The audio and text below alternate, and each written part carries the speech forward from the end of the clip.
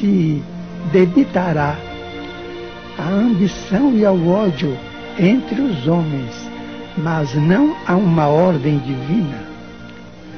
Vejamos bem a questão dos armamentos.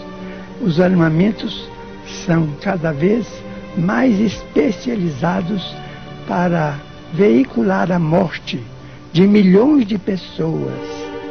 Então, o homem não tem que indagar sobre o fim do mundo, porque qualquer transformação mais trágica do mundo virá do homem e não da bondade de Deus.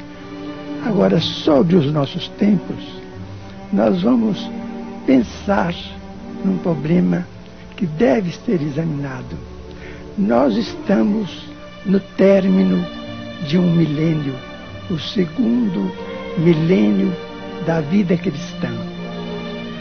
Este segundo milênio foi caracterizado por guerras quase que constantes, sendo que a primeira durou 195 anos, em que os homens se exterminaram uns aos outros, criando dificuldades kármicas para a humanidade muito grandes. Foram as guerras das cruzadas. Elas persistiram pelo espaço de quase 200 anos, de mais ou menos de 1098 a 1229, mais ou menos por aí. De modo que começou a guerra entre os cristãos e os não cristãos. E as lutas foram terríveis.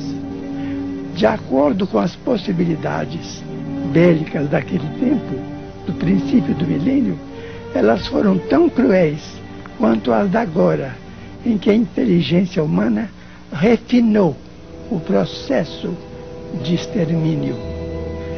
De modo que tivemos guerras numerosas, entre as quais vamos destacar uma durou 100 anos, entre a França e a Inglaterra, no século XIV e no século XV.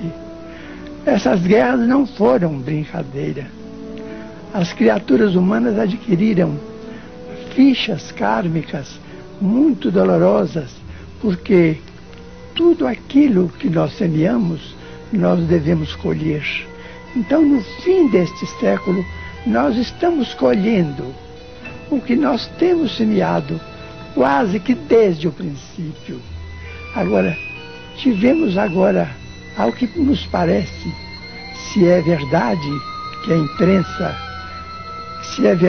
a imprensa veiculou sobre o encontro de Genebra, os maiores estadistas, os chefes das superpotências, eles combinaram em que não se deve endossar nem praticar a guerra nuclear, porque nessa guerra nuclear não haverá vencedores. Isto já é o princípio de uma bênção de nosso Senhor Jesus Cristo para sossegar a fúria do ódio entre as nações e atenuar os sofrimentos criados pelos próprios homens sobre as suas próprias cabeças. Porque, Chico, pelo que a gente tem visto, e você agora tocou num ponto realmente, né, do encontro dos dois mandatários, né? Eu estou aqui com um livro, Paz, que é tudo que o mundo deseja, né? Paz. Mas paira sobre nossas cabeças uma profecia de uma terceira guerra. Tudo indica que, se não trabalharmos coletivamente, com todos os meios ao nosso alcance, para que isso seja evitado, de fato, uma nova calamidade pode ocorrer sobre nós. Agora, vamos fazer a força possível para que isso não aconteça. ou que aconteça pelo mínimo, se é que nós não podemos estar livres de débitos tão grandes, de modo que, se nós pudéssemos incentivar o princípio da paz em todos os lugares, em todos os corações, se nós conseguíssemos levar a mensagem de nosso Senhor Jesus Cristo sem separação, sem dogmas, sem qualquer ideia de hegemonia, de interpretação de um ponto de vista religioso sobre outro, se nós pudéssemos levar para a frente aquela bandeira que Ele nos deu, declarando positivamente: amai-vos uns aos outros como eu vos amei. Ele não esperou por nosso amor e nem espera nosso amor. Ele nos ama e por isso não nos abandona. Depois de toda a tragédia do Calvário, quando ele volta ao convívio dos seus próprios companheiros, ele diz: estarei convosco até o fim dos séculos. Ele não se queixa, ele não se queixa, ele não se lamenta, ele não acusa ninguém. Não há notícia no Evangelho de que Jesus tenha voltado do reino espiritual, onde ele é a luz refletindo o próprio Deus. Não consta no Evangelho que ele tenha vindo reclamar contra Pedro ou contra Tiago, esperando que me desculpem essa intimidade, porque devemos dar os títulos merecidos às personalidades do Evangelho.